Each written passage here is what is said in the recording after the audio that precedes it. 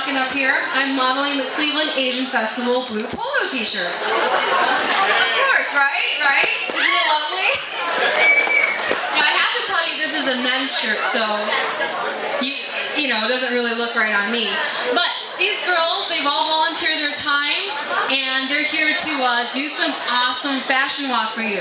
So I'm just going to let them know really quickly. Ladies, you're going to start up here, you're going to walk, pose there, pose right where I am, then you're going to walk down this aisle between everybody here so they can get some lovely pictures of you. Who's ready for that? Let's give them a shout. All right, let's get started. We have the country of Korea. These two lovely ladies are modeling this dress called the hanbok. The hanbok is a traditional dress of Korea. It's worn as a semi-formal or formal wear during traditional festivals and celebrations, such as the New Year, weddings, and birthdays. It consists of a full-length, wrap-around skirt that has no pockets, called a china, and a short bolero-type jacket. It's called a jeogori. The jacket's called a jeogori. All right. Aren't they great? Let's give them a cheer.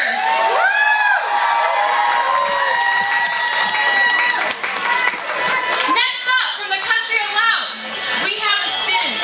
It's a traditional garment worn by Laos women. It's a simple tube skirt, which can identify the women who wear it in a variety of ways. It's made of silk and sometimes cotton, but mostly silk, and it's woven in exquisite motifs, as well as delicate embroidery. They come in different textures and designs, and are usually created in rural areas by ethnic groups.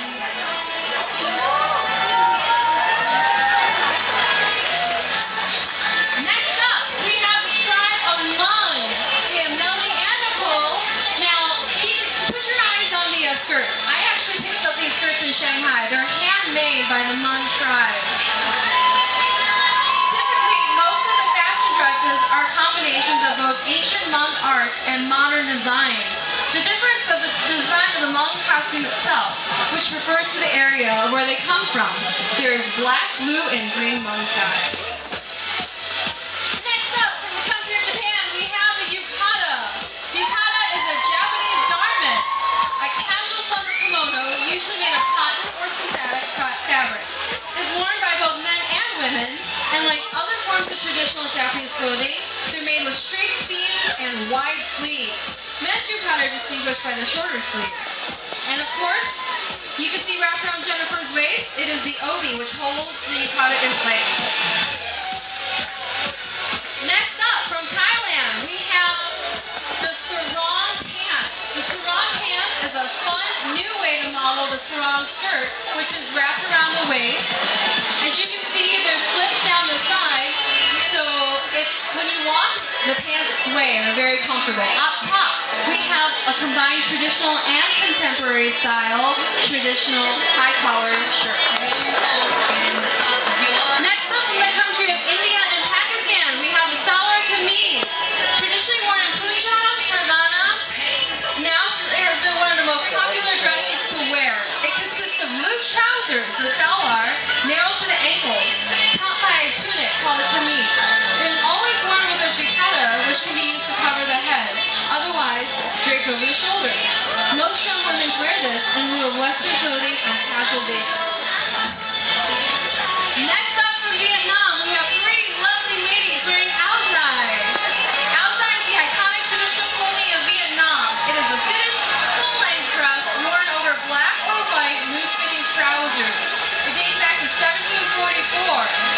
That's been around a long time. It remains popular and influential in modern-day Vietnamese culture. Taking lots of photos. Next up, once again, the country of Japan, we have the kimono. Here you see male and female style kimonos. There you go. The kimono is a Japanese traditional garment worn by men, women, and children. Kimono are T-shaped, straight-line robes, worn so that the head falls to the ankles with attached collars and long, wide sleeves. Kimonos are wrapped around the body, always with the left side over the right, unless you're dressing for a funeral, and then secured by a sash called an obi. Alright, for this next outfit, we decided to go back to the 1920s and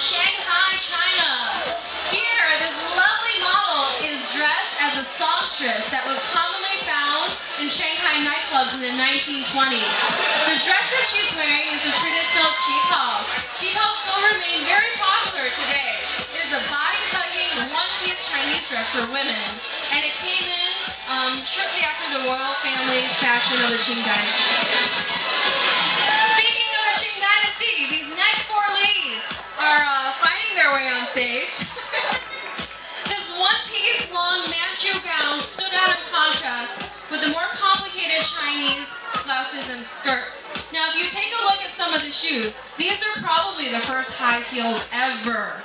Can you imagine walking around the royal court in those shoes? Now, of course, Sybil's got her Hello Kitty who dressed up for you too, so. All right, ladies, I'm gonna count to 3 and take a curtsy. 1, 2, 3. Everybody curtsy! Keep it after the music. We gotta rock out for these girls. We gotta make them dance in these shoes. We got music? There we go. I'm just embarrassing you. Manchu women of states wear platform shoes with colorful embroidery, as you see there. Next up, from Mongolia, inner and outer. The Mongolian national costume is a robe-like garment called a dil. Like the Tibetan robe, it has no pockets, and it's usually worn with a thin silk sash of several yards wound tightly around the waist. But here we see a more contemporary fashion. Now, if you look at the headpiece, it does reminisce some Russian fashions. Now, if you think about it, it's because, well, geographically, they're very close. Next up, we have a Middle Eastern belly dance outfit. This lovely dress has a wide fabric, so Liana would do a spin for everybody on stage. Spin for us.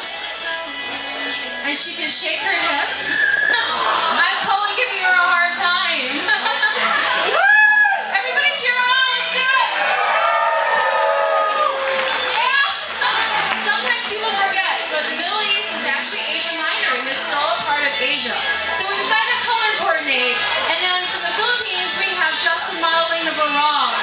A barong is usually a thin shirt with lovely embroidery along the neck and sleeves.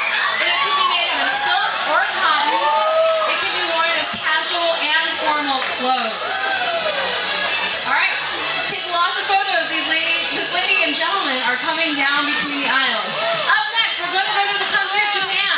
And we have the hakama pants. And more kimono tops. Once again, this T-shaped shirt is matched with these pants. These pants have slits down the side. And oftentimes these are worn in martial arts as well.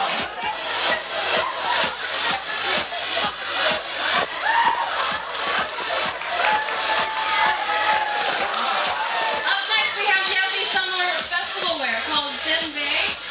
And this model decided to grow his hair out for you. Do a spin for us. There you go.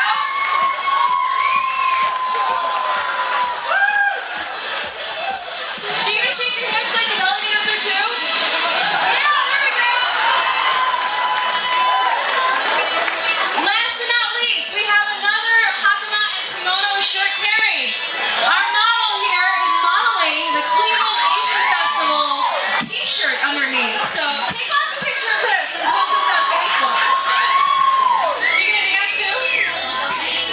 All right, there we go. Thank you, ladies and gentlemen. I like to start off with the first model. Let's bring everybody back on stage for the final bow. Come on.